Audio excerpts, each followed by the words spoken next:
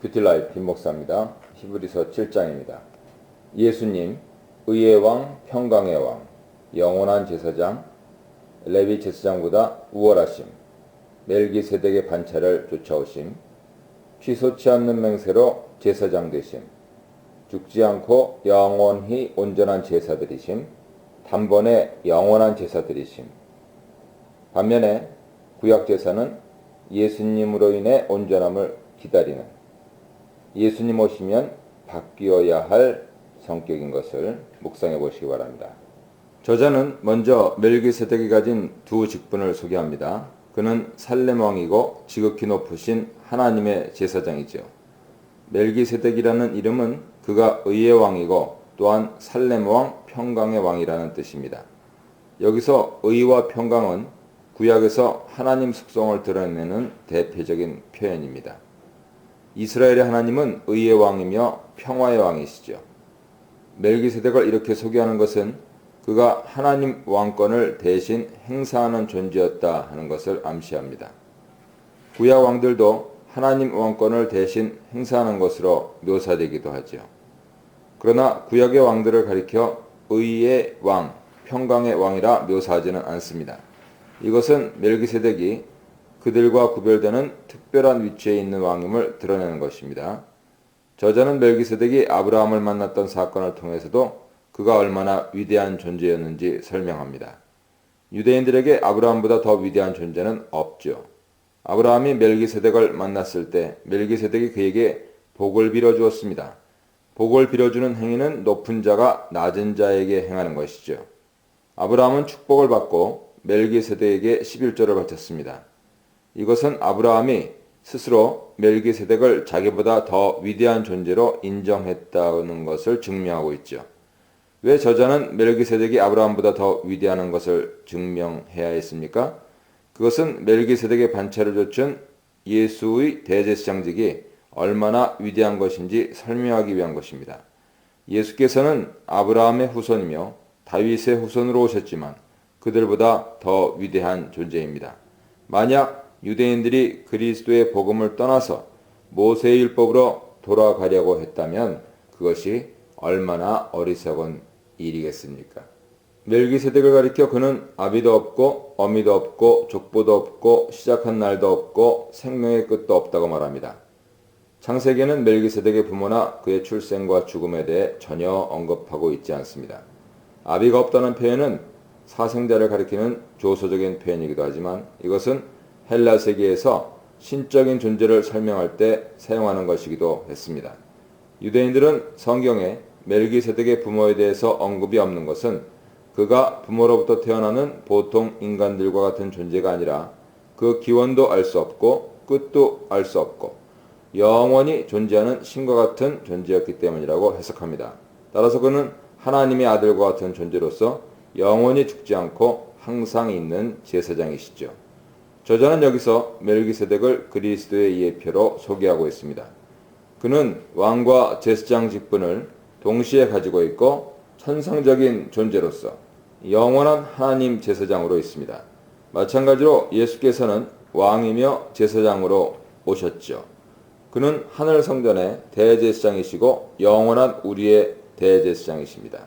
그러므로 우리는 필요할 때마다 언제든지 담대하게 그에게 나아가 도우시는 은혜를 요청할 수 있습니다. 저자는 1절, 2절에서 창세기 14장 18절, 20절에 근거하여 멜기세덱에게 일어났던 세 사건을 다음과 같이 소개했습니다. 첫째, 멜기세덱은 아브라함을 만났다. 둘째, 멜기세덱이 아브라함을 축복했다. 셋째, 아브라함이 멜기세덱에게 11조를 바쳤다. 저자는 이제 이 각각의 사건이 어떤 의미를 가지고 있는지 설명하기 시작하는데 역순으로 먼저 아브라함이 멜기세덱에게 11조를 바쳤다는 것이 무엇을 의미하는 것인지 설명합니다. 저자는 독자들에게 스스로 한번 생각해 볼 것을 권유합니다. 너희들이 생각해봐라. 이 사람이 얼마나 위대한가. 그 다음에 있는 조상 아브라함이 그에게 11조를 주었다 하는 표현은 다소 밋밋합니다.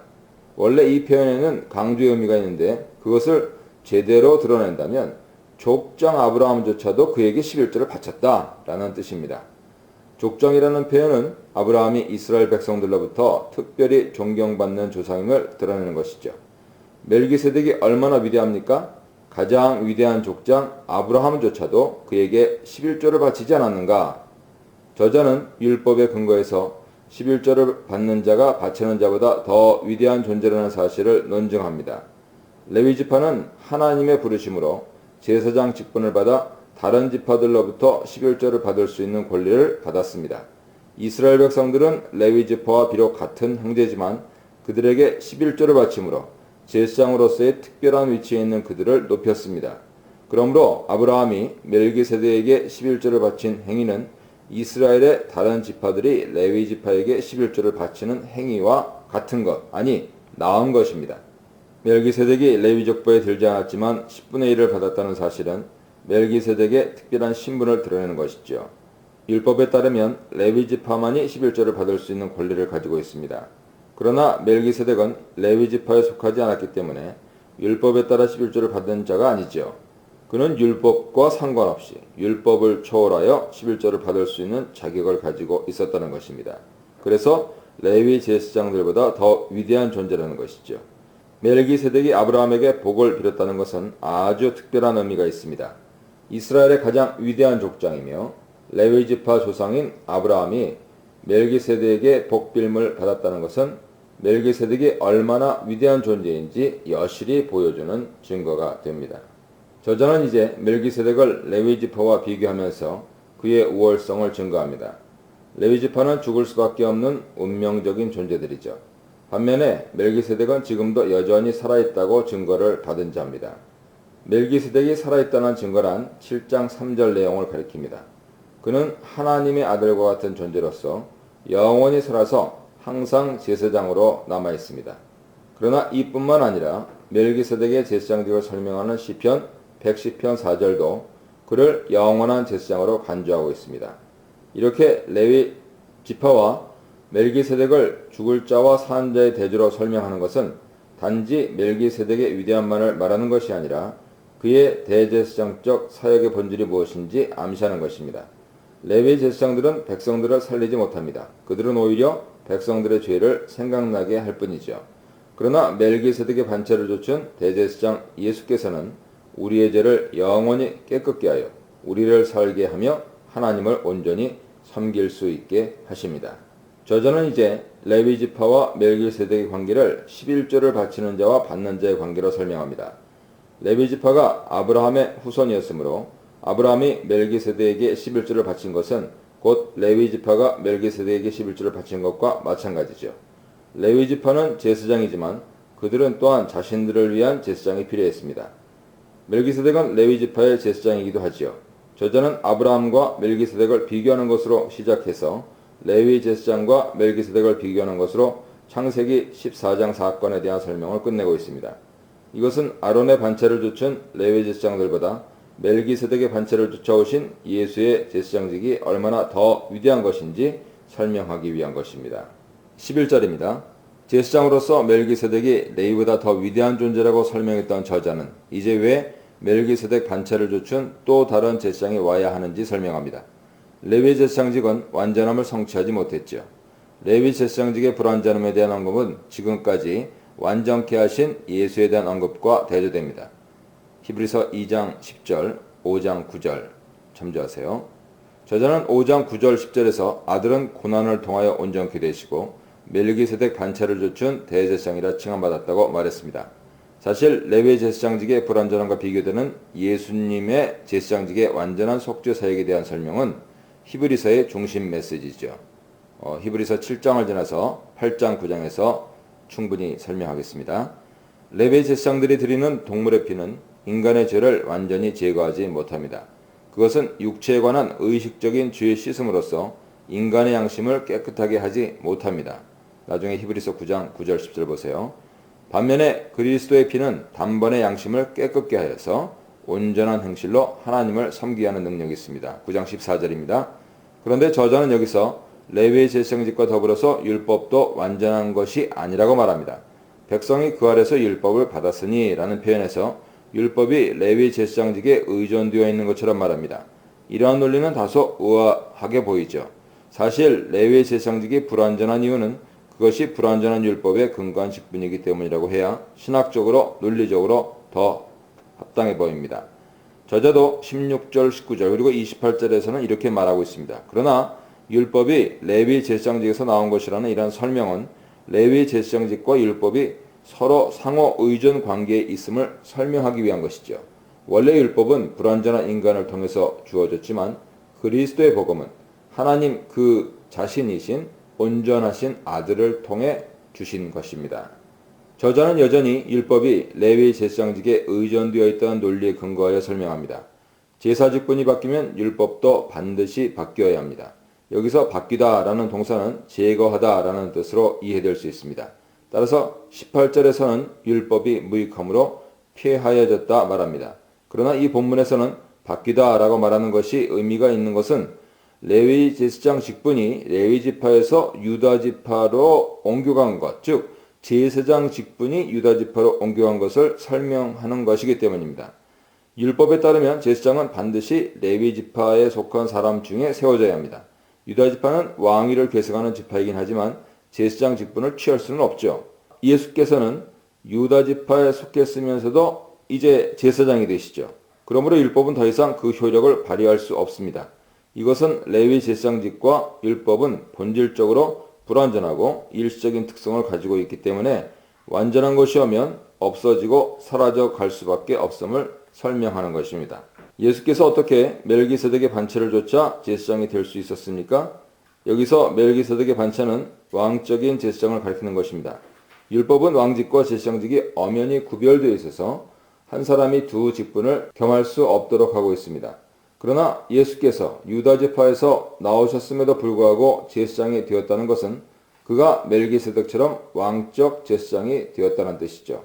저자는 이미 1장에서 천사보다 위대한 아들은 만물을 통치하는 왕이라 설명했습니다.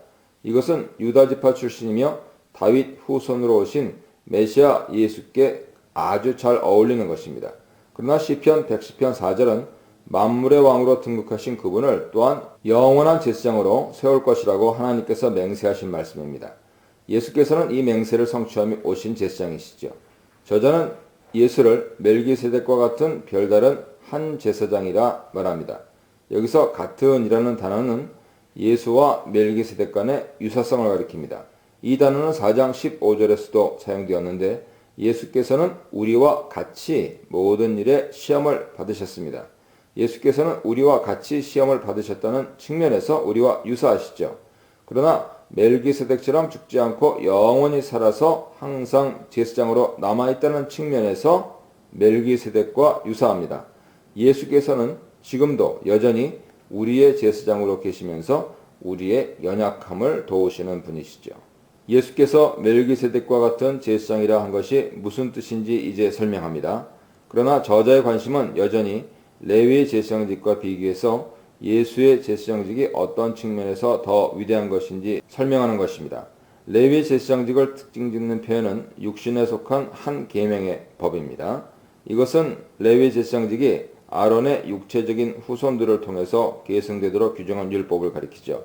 그런데 이것을 육신에 속한 계명이라고 한 것은 레위의 제사장들이 죽을 수밖에 없는 육체를 가진 존재들이다 하는 사실을 강조하는 것입니다. 예수의 제사장직이 무궁한 생명의 능력을 조차 된 것과 대조되죠. 저자가 육체와 영원한 생명의 능력의 대조를 통해 말하고자 하는 것은 첫째, 레위 제사장직의 일시성, 예수의 제사장직의 영원성을 대조하는 것입니다. 둘째, 육체 계명인 레위 제사장직의 무익함, 연약함, 예수 제사장직의 완전함, 위대함을 대조하는 것입니다. 우리가 왜 그리스도의 대속적인 사역에 관한 복음을 굳게 붙들어야 합니까? 그것은 그리스도의 복음이 우리에게 완전한 구원과 영원한 생명을 가져다 주기 때문이죠.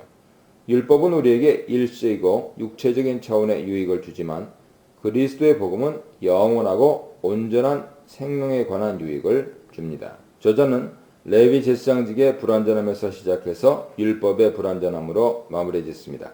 12절에서는 율법의 변혁에 관해서 말했지만 이제는 율법의 폐함에 대해 말하므로 율법의 무익성을 한층 더 강조하고 있습니다. 저자는 율법을 전에 있던 계명이라고 말함으로써 마치 후의 계명도 있을 것처럼 암시하고 있죠. 그러나 저자는 후의 계명 대신에 더 좋은 소망을 말합니다. 더 좋은 소망은 22절에서 더 좋은 언약으로 발전하죠. 저자는 여기서 레위 제사장직과 예수 제사장직을 옛 언약과 새 언약이라는 관점에서 설명하기 시작합니다. 옛 언약과 새 언약에 관한 설명은 8장 6절에서 본격적으로 설명될 것입니다. 그러나 저자는 벌써부터 그러한 방향으로 논의를 진행시키고 있죠. 율법이 폐해짐으로써 더 좋은 소망이 생긴다 말합니다. 여기서 생기니라는 단어는 도입함이라는 뜻입니다. 불완전하고 무익한 율법이 퇴장하고 대신 온전함을 성취할 수 있는 더 좋은 소망이 등장하게 되었음을 가리키죠. 더 좋은 소망은 우리를 하나님께 가까이 나아갈 수 있게 합니다. 하나님께 가까이 나아감이라는 표현은 히브리서에서 상당히 제의적인 뉘앙스를 풍깁니다. 이것은 제사장이 지성소에 들어가는 것을 가리키고 하나님께 나아갈 때 동물의 피보다 그리스도의 피가 더 크고 완전한 사죄의 은총을 베풀어 준다는 것을 의미하죠. 우리는 그리스도 안에서 더 큰 소망을 가지고 담대하게 은혜의 보좌 앞으로 나아갈 수 있습니다. 20절로 22절입니다. 계속해서 레위 제사장직보다 우월한 예수 제사장직에 대해 설명합니다. 11절로 19절에서는 예수께서 아론의 반차가 아닌 멜기세덱 반차를 쫓았기 때문에 더 위대한 제사장이라 설명했습니다. 이제 예수께서는 맹세로 제사장 되셨기 때문에 맹세가 아닌 율법으로 된 레위 제사장들보다 더 위대하다고 설명합니다. 저자의 논증은 여전히 시편 110편 4절에 근거하고 있습니다. 시편 110편 1절은 예수께서 부활하신 후 하나님 보좌 우편에 앉으셨음을 증거하는 구절이죠. 110편 4절은 하나님께서 자기의 보좌 우편에 앉으신 아들에게 멜기세덱의 반차를 따른 영원한 제사장이 될 것이라 맹세하는 데 주안점이 있습니다. 그러면 왜 맹세로 된 제사장이 율법으로 된 제사장보다 더 위대합니까? 율법은 레위 제사장직에 근거를 두고 있지만 맹세는 하나님의 명예와 그의 신실하심에 근거를 두고 있기 때문입니다. 저자는 이미 6장 16절 이하에서 하나님 맹세에 대해 설명한 바 있습니다. 맹세는 거짓말 하실 수 없는 하나님의 신실하심과 더불어 하나님 명예를 걸고 한 것입니다. 그러므로 율법은 아무것도 온전케 하지 못하지만 맹세는 우리에게 더 좋은 소망을 주죠. 예수께서는 맹세로 제사장 되심으로 더 좋은 언약의 보증이 되셨습니다. 그러므로 율법과 맹세 관계는 옛 언약과 새 언약의 관계와 같습니다. 저자는 옛 언약의 위대함에 대해서 8장 6절에서 본격적으로 설명합니다. 여기서는 새 언약을 더 좋은 언약이라고 말함으로써 예수 제사장직의 위대함을 설명하고 있습니다.